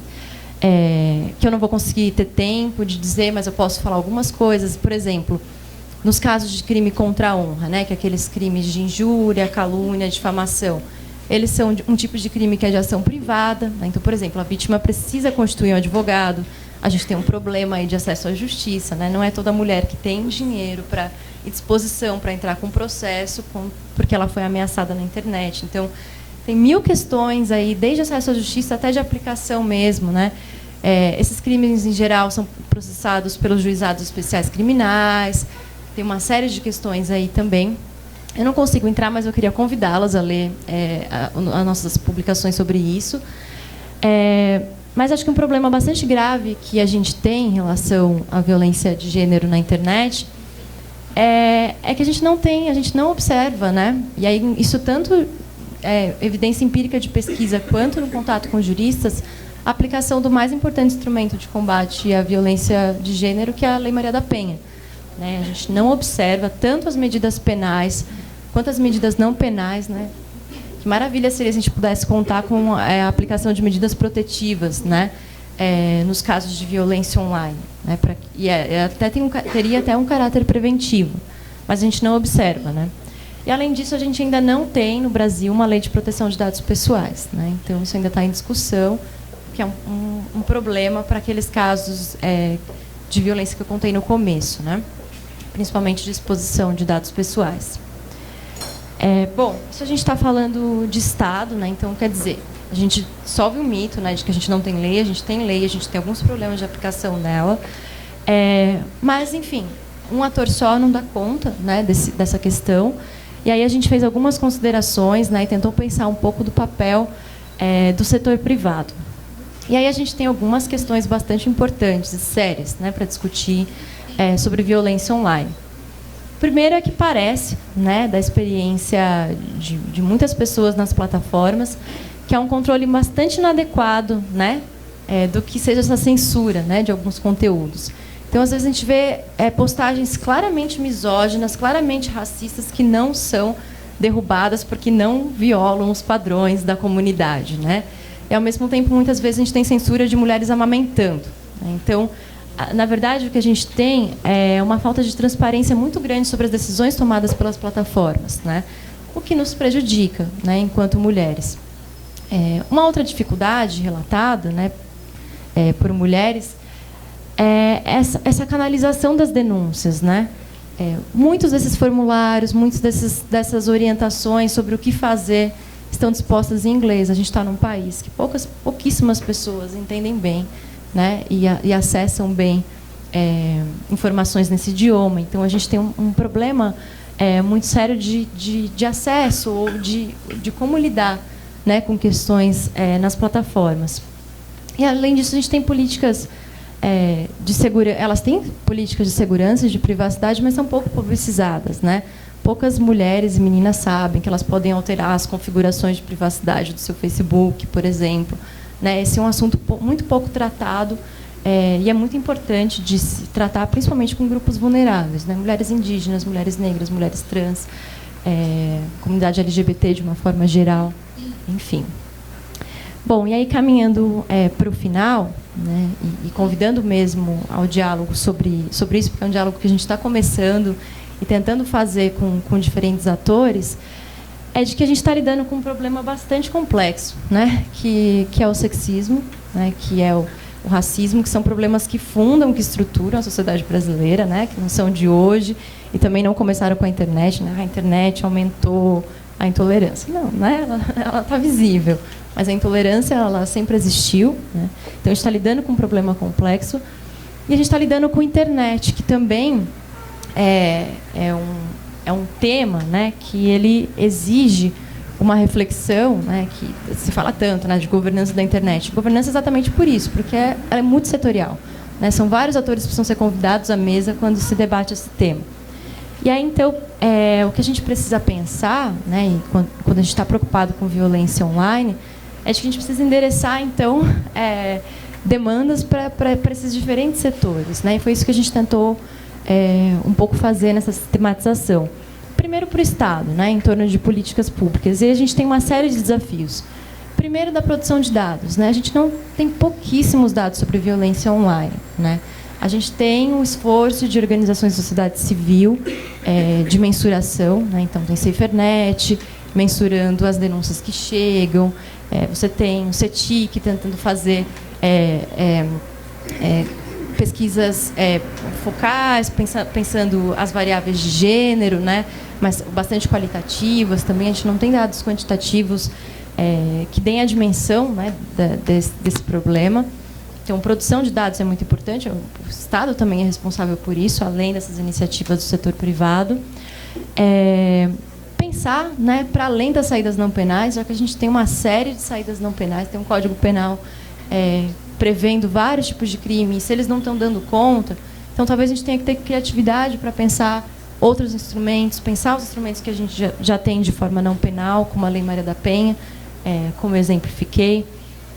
Adequação dos equipamentos, né? Então, é muito comum que se chegue numa delegacia com prints e realmente o delegado não sabe o que fazer com aquilo, né? Então, a gente ainda não tem uma capacidade investigativa. A gente tem uma questão que as delegacias de crimes cibernéticos, se você for lá colocando uma demanda sobre violência online, ele vai dizer não é aqui, porque as delegacias de crimes cibernéticos estão trabalhando principalmente com crimes financeiros, com fraudes, é a compra que você fez pela internet que não chegou. São esses os crimes que são previstos de atendimento nesses lugares. Então, a gente tem uma série de melhorias, uma série de questões para pensar em termos de políticas públicas. Mas também, né, o setor privado. Como eu comentei com vocês, esses desafios todos que a gente tem no setor privado exigem, então, né, que esse setor ele seja mais transparente. A gente não sabe exatamente como funcionam, né, as decisões nesses espaços. Já que eles tomaram uma dimensão tão grande, a gente precisa exigir, sim, né, que sejam mais transparentes.